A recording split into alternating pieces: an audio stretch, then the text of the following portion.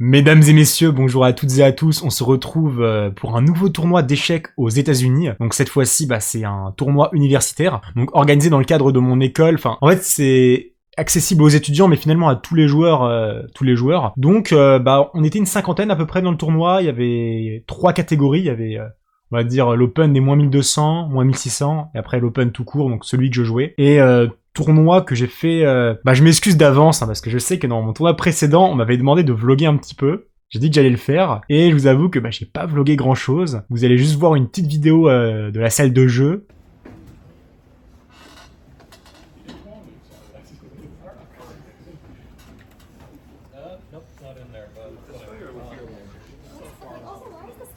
Initialement, je voulais aussi discuter un petit peu sur le trajet, etc.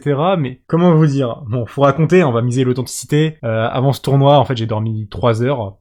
Alors, c'était un tournoi qui avait lieu samedi, donc on pourrait vous dire que en fait, je suis sorti vendredi soir. Pas vraiment. En fait, j'ai regardé une série coréenne de 23 heures à 4 heures du matin, je crois. Et j'ai quasiment pas dormi, en fait la série était incroyable, donc aucun regret, mais voilà, je joue ce tournoi dans des conditions très précaires en termes de sommeil, et malheureusement, moi je voulais vlogger, j'ai quand même vlogué un petit peu, mais du coup c'est pas des séquences hyper intéressantes, on va voir si je me motive à vous les montrer après la vidéo. Enfin bref, on est parti ici à la première ronde, contre un jeune de mon âge qui s'appelle Yann McNair, 1700 Elo. Donc je précise que c'est l'Elo USCF, c'est-à-dire l'Elo américain. Je reprends cet Elo parce que finalement le tournoi il est comptabilisé par rapport à celui-ci, donc c'est plus logique. Et contre ce joueur, j'arrive vraiment à l'arrache, donc je préfère envoyer mon répertoire habituel, c'est-à-dire E4. Il répond la française E6, D4, D5. Et là ok, donc moi j'ai, on va dire, 2 armes contre la française, j'ai cavalier C3, donc la variante Paulsen, et cavalier D2. Donc là, la française, la variante t'arrache de la française. Et ici, je préfère partir sur le coup cavalier D2, c'est ce que je joue le plus souvent en ce moment. Et ici, il répond C5. Alors C5, c'est considéré comme étant finalement le meilleur coup pour les noirs, du moins d'après l'ordinateur, alors ce qui égalise le mieux. Ici, je réponds cavalier F3. En fait, c'est un coup que je joue depuis très très peu de temps. Et en fait, la grande ligne pour vous montrer, c'est pion prend D5. Il y a dame prend. Bon, pion prend est aussi possible, mais on va dire dame prend, c'est le coup le plus joué. Cavalier F3, pion prend, fou C4, attaque la dame, dame D6, petit roc, cavalier F6, cavalier B3. Donc ça, c'est une grande ligne de la française, qui est très très connue, donc je savais qu'il la connaissait. Donc ici, je préfère jouer cavalier F3, qui est le deuxième coup, et en soi, qui est assez intéressant, parce qu'il amène différents types de positions. Pour vous montrer un petit peu, ici, il a continué avec cavalier C6, et là, moi, je joue le coup E prend D5. Donc il aurait pu faire dame prend, mais dans ce cas, j'avais fou C4, et ici, il fait pion prend D5. Et là, j'envoie fou B5. Donc voilà, jusqu'à présent, je connais, c'est mon répertoire, il n'y a pas beaucoup de surprises. Alors, d'habitude, le coup le plus joué, c'est fou D6, et après, on fait pion prend C5, on attendait que le fou se développe pour prendre. Fou prend C5, petit roc, cavalier E7, cavalier B3, fou D6, fou B6 est aussi possible, mais fou D6 est le coup le plus joué. Et pour vous expliquer un petit peu la position, en gros, les noirs vont jouer le pion isolé, le pion en D5, et nous, on va souvent essayer de contrôler la case D4, particulièrement avec un cavalier. Donc voilà, l'enjeu ça va être ça, c'est les noirs vont essayer de trouver un peu d'activité, et nous on va essayer de taper sur ce pion D5 le mieux possible. En tout cas voilà, c'est la grande ligne, pour continuer un petit peu, on obtient ce genre de position assez souvent. Mais si mon adversaire n'a pas joué fou D6, qui est le coup le plus joué, ici il a préféré faire dame B6. Et là dame B6, ok, je suis pas trop dans la partie parce que je viens de me réveiller presque, j'ai pas beaucoup dormi. Mais là il y a un truc qui me paraît bizarre, parce que en fait il développe sa dame dans l'ouverture, donc je comprends son idée, c'est très concret, il attaque mon fou. Il y a 3 attaquants sur D4, donc il menace de gagner mon pion en même temps. Mais en fait, ici, je vois un gros inconvénient. C'est que son fou et son cavalier ne sont pas sortis, et donc il est très loin de faire petit roc avec son roi. Et là, je vois un coup super pour les blancs, qui donne un avantage tout de suite, c'est dame E2. Alors dame E2, ça défend mon fou en B5, c'est le premier avantage. Et le deuxième, c'est que ça fait échec au roi. Donc fou E7, pion prend C5, pardon, j'allais dire petit roc, mais pion prend C5. Et ce qui est bien, en fait, c'est que le fou ne peut pas reprendre parce que le roi noir est cloué, donc dame prend C5, et à présent, cavalier B3 attaque la dame, dame D6, on va s'arrêter là un instant, et ça peut en surprendre certains, mais ici les noirs sont déjà perdants presque en fait, tout simplement. Pas perdants matériellement, mais en fait leur position, on va dire que c'est un avantage déjà décisif pour les blancs. Je m'explique, en fait, ce fou, il est derrière le roi, et donc en fait cette rangée avec... pour les blancs, elle est très très dangereuse. Pour vous montrer la variante qui était très critique, petit roc, cavalier F6, tour E1, très très dangereux en fait cette pression sur la colonne E. Pourquoi? Parce que si les noirs veulent faire petit roc, eh bien il y aurait fou prend C6, et après ça on va simplement gagner le fou. Hein. Donc en fait, ça veut dire quelque chose de très grave, c'est que le roi noir ne peut pas roquer. Donc ici le meilleur coup des noirs ce serait fou E6, mais à présent on fait juste cavalier D4, on renforce la pression sur E6, on renforce le clouage, et on peut imaginer cette variante où les blancs vont simplement gagner un pion déjà. Donc pour vous montrer que ça va vraiment très très vite. Et je m'en veux beaucoup en fait parce que j'ai pas joué ça malheureusement. Moi j'ai choisi une option beaucoup moins forte. Vraiment je me suis peut-être pas rendu compte en fait de l'avantage que j'avais en si peu de temps. Vous savez j'étais déjà dans l'ouverture, moi je jouais un peu mes coups rapidement. Mais ici moi j'ai joué un coup très mauvais, j'ai fait fou E3. Ok, j'ai été un petit peu dur avec les 2 points d'interrogation, mais pour moi c'est un petit peu scandaleux parce que faire rock avec tour E1 c'est un petit peu presque évident, j'ai envie de dire. C'est-à-dire que c'est très naturel de jouer comme ça. Donc dans la partie, je comprends même pas que c'est un coup catastrophique. Franchement, je joue un peu les coups comme ça. Peut-être que je me suis un petit peu relâché quand j'ai vu Dame B6 sur l'échiquier, c'est-à-dire que je m'étais dit, ok, c'est mal joué, donc a priori, je peux faire un peu ce que je veux pour avoir l'avantage. Et en fait, c'est pas vrai. Aux échecs, votre adversaire a beau jouer très mal, il faut être précis, hein. Il faut être ambitieux et jouer le plus précisément possible. Donc là, il continue avec cavalier F6.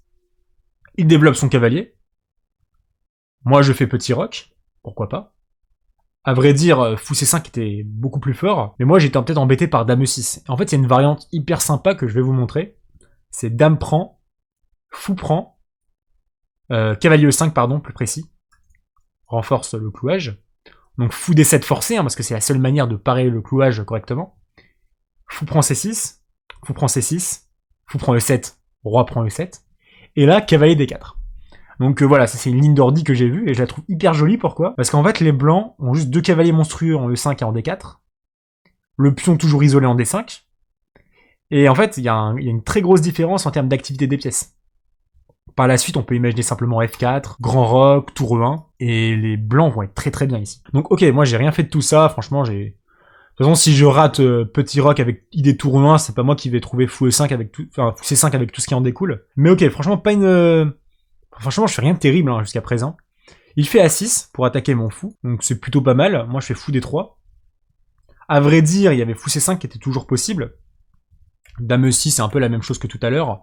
L'idée, en fait, c'est de garder cette case C5 qui est très très forte. Et là, moi, j'essaie de faire plutôt fou D3. En fait, j'ai pas envie d'échanger mon fou de case blanche, et je me précipite un petit peu.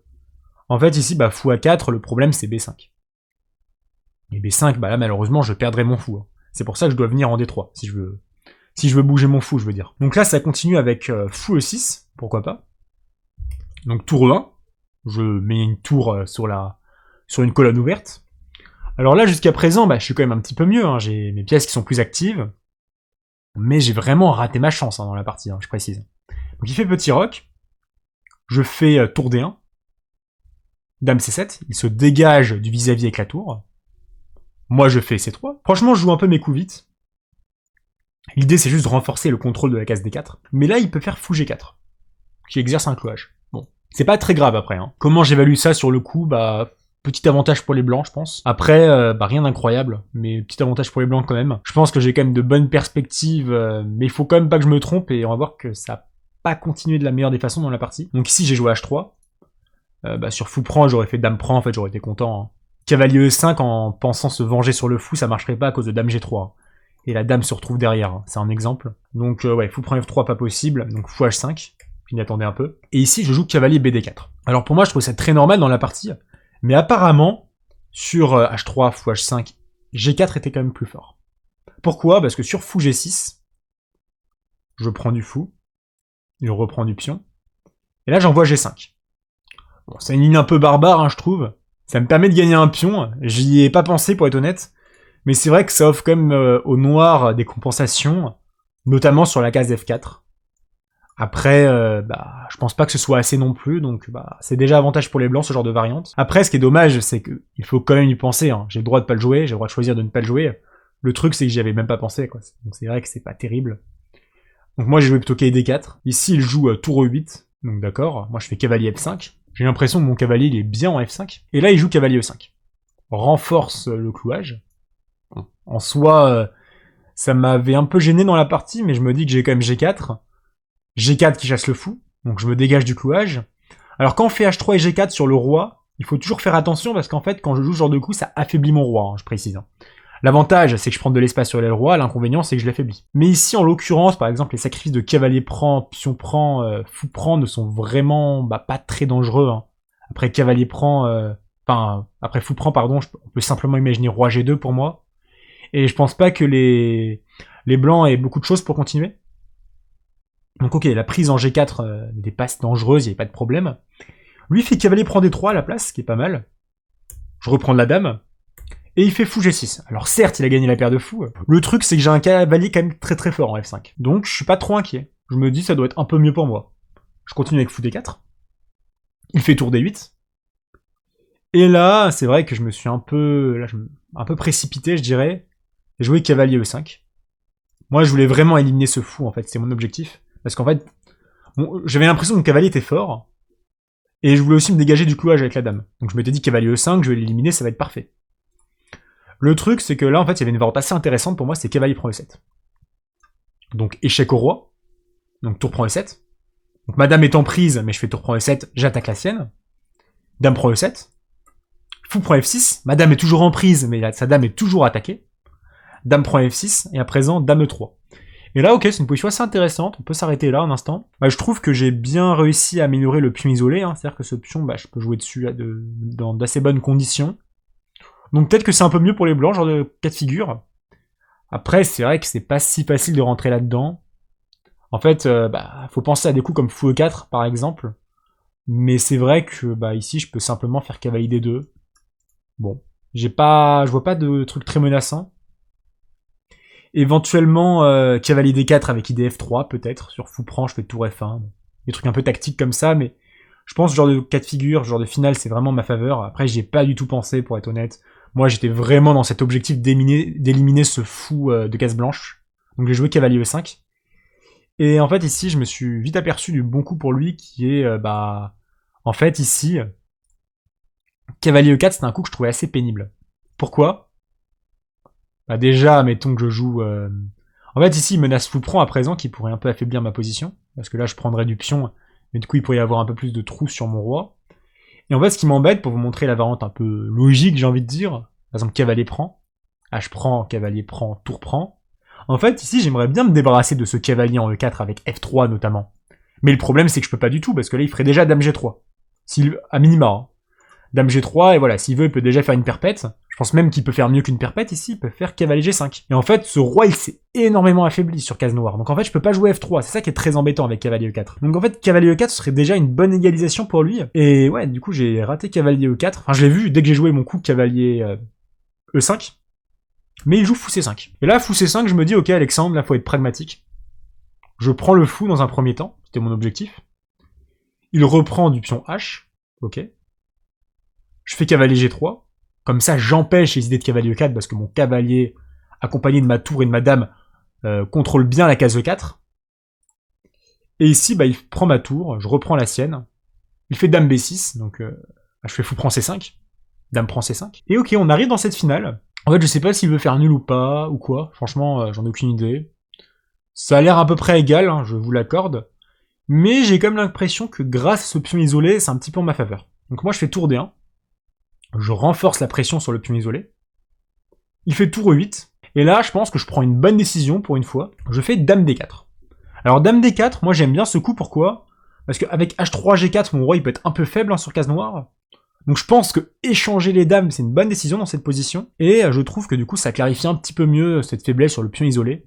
C'est-à-dire qu'en fait, le pion isolé, ça peut être dangereux s'il obtient du contre-jeu. Par exemple, s'il arrive à placer un cavalier en E4. Donc rentrer en finale contre ce pion isolé, c'est une plutôt bonne décision. Enfin, avancer dans la finale. Donc là, dame D4, je suis assez content. Il accepte l'échange, je reprends de la tour. Et ok, franchement, quand j'arrive dans cette position, je me jette pas des fleurs non plus. Hein. Je me dis, putain, mais t'es un blaireau, quoi. T'étais presque gagnant à un moment. Et tu te retrouves dans une finale quasiment égale. Donc je sais qu'elle est égale d'après un ordinateur. Après, en pratique, je pense avoir une petite pression. Pourquoi ? Il y a le pion isolé, comme je l'ai dit. Ce cavalier, il défend le pion, mais je peux faire des G5 à tout moment. Et je me dis que mon roi, il pourra peut-être venir plus facilement dans le champ de bataille. Il y a d'autres éléments intéressants aussi, j'ai un 3 contre 2 si jamais j'arrive à dégager ce pion. Enfin, c'est pas très intéressant. Ok, le plus intéressant, je pense que c'est le pion isolé, je précise. Donc là, il joue tour 1, il fait échec au roi. Je fais roi G2. Il fait tour B1 pour attaquer le pion. Alors au début, je m'étais un peu chauffé avec des trucs comme G5, cavalier E8 et tour prend. Comme ça, je gagne le pion. Le problème, c'est qu'après tour prend B2, lui aussi, il obtient beaucoup d'activité. Et j'ai pas envie de lui laisser autant d'activité avec sa tour. Donc ici, je préfère jouer le coup tour D2. Je défends le pion B2, je garde l'attention sur D5. Ok. Ici, il joue roi F8, bien joué, hein. Il ramène son roi sur le centre. Et là, moi, je fais roi F3. Alors, vous pourriez vous dire pourquoi je n'ai pas joué G5. Bah, c'est la même chose que tout à l'heure, en fait. Quand je prends en D5, il prend en B2. Donc sur roi F8, moi, je fais roi F3. Il fait roi E7. Et là, je joue le coup cavalier E2, qui est, je pense, un peu imprécis. En fait, un plan plus malin ici, ça aurait été peut-être de faire cavalier F1, maintenant que mon roi défend le cavalier en F1, avec idée cavalier E3. Par exemple, cavalier F1, roi E7, cavalier E3, roi E6, et j'ai quand même une bien meilleure pression sur ce pion. Je pense que je peux un peu améliorer ma position. Après, c'est vrai que j'ai pas grand-chose non plus, on va pas se mentir. Mais c'était un peu préférable de jouer comme ça, je pense. Donc roi F3, roi E7. Moi, en fait, mon idée de cavalier E2, c'était d'amener ce cavalier en F4, parce que je m'étais dit qu'en F4, il était plus actif, tout simplement. Il pourrait bondir en D4, parfois, ça pourrait être utile. J'avais ça en tête. Mais en fait, ici, sur cavalier E2, il peut déjà me bloquer la case F4 avec G5. Et sur cavalier D4, avec des cavaliers F5, il fait G6. Et en fait, c'est marrant, parce que sur cavalier B3, avec des cavaliers C5, pour essayer de rentrer avec mon cavalier, bah là, il fait encore B6. En fait, il me laisse pas rentrer. Et c'est vrai que j'ai pas d'opportunité, en fait, pour progresser dans cette position. Donc, ici, un peu déçu, forcément. Donc, mais là, il va se tromper, hein, ici, après G5, il peut même être un petit peu mieux. Mais là, il joue roi E6. Et roi E6, je m'aperçois tout de suite que c'est une gaffe. On commence à être très juste au temps. Je crois qu'on a déjà moins de 5 minutes tous les deux. Et vous savez, aux échecs, quand on a moins de 5 minutes, du moins dans les tournois américains, on n'est plus obligé de noter les coups sur la feuille. Donc moi, j'ai arrêté de noter. Mais je me rappelle quand même pas mal de la partie, donc on va un peu continuer. Donc voilà, là je sais que du coup, vous pouvez mettre sur pause comment les blancs gagnent un pion, ici. En fait, le coup c'est G5, enfin cavalier F4, échec, pardon, roi D6, et G5. G5 qui attaque le cavalier, et en fait, ce cavalier était nécessaire pour défendre le pion D5. Parce que à présent, lorsque le cavalier va en D7, eh bien moi j'ai tour prend D5, échec au roi C6, et voilà, ici les blancs ont obtenu un pion de plus.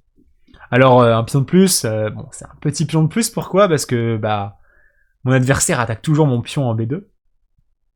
Et là j'ai commencé à avoir un petit peu des fantômes. Enfin c'est pas que j'ai eu des fantômes, mais j'ai pas été assez rigoureux dans le calcul. Au tout début je voulais jouer tour D2, pour simplement bouger ma tour, défendre le pion.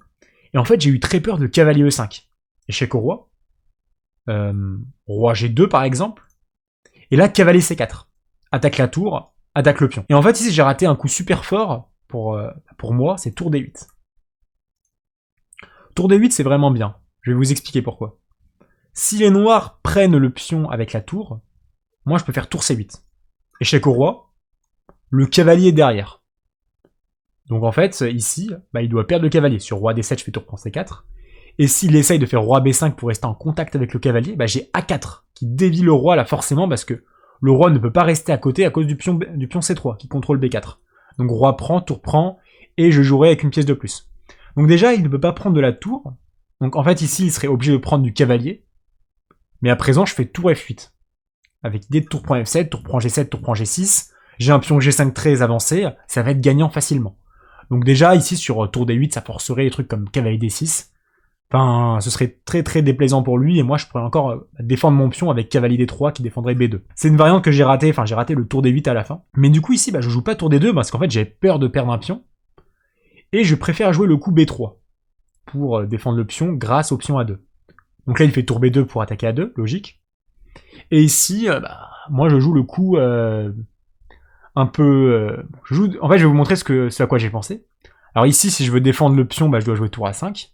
Le problème de tour A5, c'est que j'aimais pas trop des variantes comme tour C2, attaque le pion, C4, et cavalier C5. Et en fait, cette tour, elle a beau défendre le pion, elle est très passive. Et faut que je fasse attention aussi, parce que lui, son cavalier est très bien placé, sa tour, elle est bien placée, ma tour, elle est passive.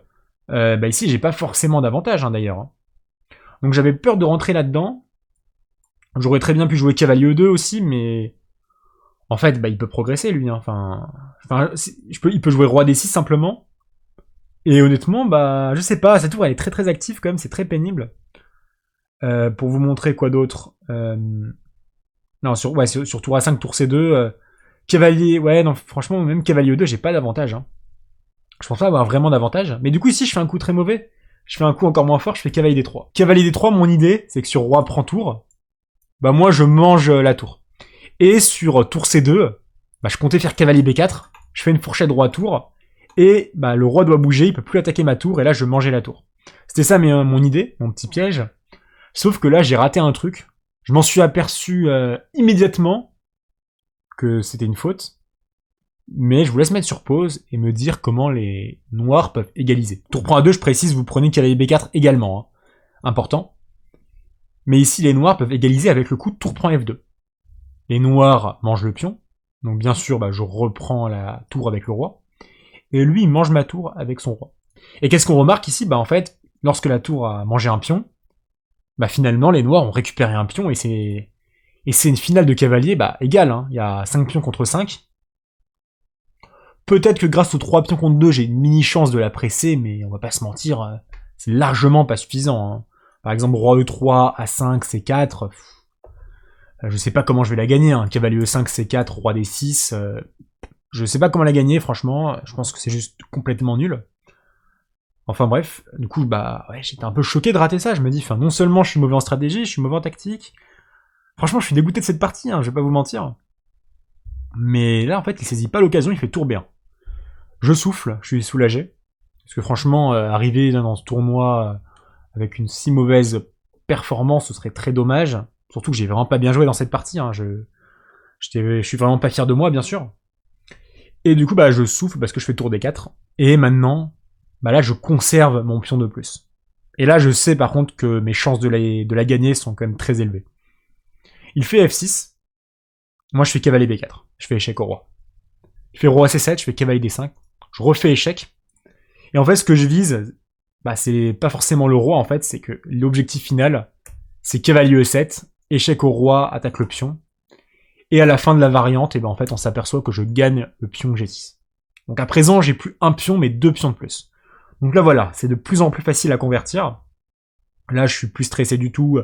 Je sais que normalement, je vais la gagner sans trop de problèmes. Après, ce qui me fait peur, c'est le temps. Parce que vous savez, en fait, si vous avez suivi mon dernier tournoi, en fait, la cadence, elle est un peu spéciale. Quand j'appuie sur la pendule, on m'ajoute 5 secondes. Mais en fait, c'est pas un ajout. C'est j'ai 5 secondes pour jouer un coup avant que mon temps s'écoule. Donc en fait, c'est hyper stressant parce que j'ai 5 secondes en fait pour ne pas perdre de temps. C'est plutôt ça c'est comme ça qu'il faut le comprendre. Et bah du coup, c'est pas agréable du tout. Hein. Donc là, sur tour B2, bah il attaque mon pion.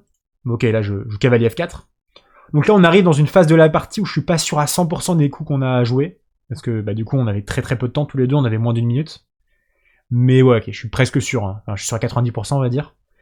Donc vous avez quand même une petite idée de la partie. Donc il fait cavalier E8. Moi, je fais tour E4, j'attaque cavalier. Il fait cavalier D6, je fais tour E2. Bah, j'essaye d'échanger les tours parce que bah, j'ai 2 pions de plus, tout simplement. Il refuse l'échange, je fais cavalier E6. Donc bien sûr, là, la position n'est pas du tout précise en termes de qualité de jeu, mais on a plus de temps à la pendule. Donc en fait, on joue quasiment tout instant. Donc bah, forcément, ça fait des dégâts. Enfin, c'est pour ça que je mange le 3e pion. Et après, tour C1, il attaque mon pion. Je fais C4. Il fait roi C5. Je fais A4. Il fait tour B1, je fais tour E3. Il fait tour B2, et là, je fais roi G3. Cavalier F7, cavalier F5. C'est tous les coups dont je me souviens à peu près. En tout cas, je suis sûr à 100% d'avoir atteint cette position à un moment. Ça, c'est ma seule certitude. Et en fait, ici, bah, j'ai 3 pions de plus, tout simplement. Après, je me rappelle plus des coups, parce que franchement, c'était presque qu'on jouait au hasard. Mais en fait, pour vous expliquer comment continuer la partie, j'ai simplement poussé mon pion jusqu'à dame. C'était assez facile, parce que en fait, j'avais mon roi, mon cavalier et ma tour qui pouvaient jouer dessus. Et peut-être que 5-10 coups plus tard, il a abandonné. Donc ok, c'est une première victoire pour moi. Je suis très très très très énervé contre moi-même, parce que vraiment, je trouve que j'ai joué une partie médiocre. Ça, c'est un problème aussi, c'est qu'en fait, c'est un peu dur de décrire ma sensation, mais en fait, j'avais pas l'impression de sous-estimer mon adversaire, mais j'ai l'impression de pas prendre assez au sérieux ces tournois. C'est-à-dire que comme ça ne compte pas pour le Hello, je suis favori au classement, en fait, je suis pas assez stimulé. Et du coup, bah, c'est vrai qu'on se retrouve dans une situation finalement où j'arrive avec 4 heures de sommeil parce que j'ai gagné une série, quoi.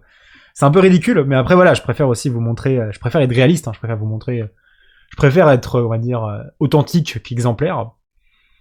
Donc c'est la position que j'obtiens, donc première victoire. Je suis pas rassuré du tout parce qu'en fait, j'ai conscience que là je joue vraiment pas à mon prime. Donc j'espère que ça ira mieux par la suite. Donc dans ce tournoi, en fait, c'est un tournoi qui s'étale seulement sur un jour. Et il me reste 2 autres parties. Et donc on se retrouve demain pour la prochaine vidéo pour la partie suivante. Allez, à très bientôt, ciao. Donc là, j'attends un Uber qui arrive. Je me suis pas préparé pour ce tournoi, bien sûr. Je sais pas contre qui je joue. Globalement, je crois que j'ai regardé, je suis favori. Il y a juste Emmanuel Carter, le joueur que j'ai déjà affronté à mon tournoi précédent, que vous pouvez voir la vidéo sur YouTube. Mais à part ça, ouais, je suis bon favori, donc va juste falloir être à l'heure déjà, ça va être pas mal. Normalement, j'ai 20 minutes de retard, vu qu'il y a quand même pas mal de temps, ça devrait aller. J'hésitais à y aller en marchant parce que bon, je me dis que ça pourrait aller plus vite, mais en vrai, je pense que là, le Uber ça ira quand même plus vite, donc on va follow.